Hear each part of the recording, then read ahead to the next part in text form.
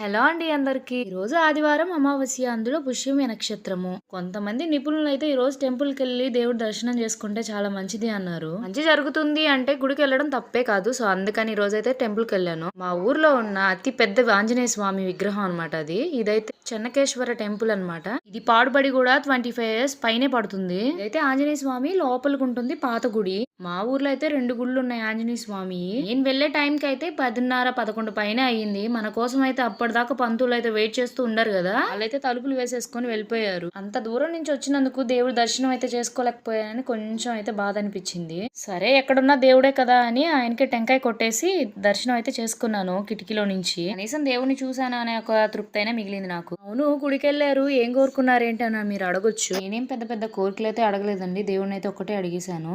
ఎన్ని కష్టాలు వచ్చినా, ఎన్ని బాధలు వచ్చినా ఓర్పు సహనాన్ని ఇవ్వు చాలు, నేనే నెట్టుకొస్తానని చెప్పాను. ఎందుకంటే అవి కొంచెం తక్కువ నాకు, అందుకని దేవుడిని అడిగాను.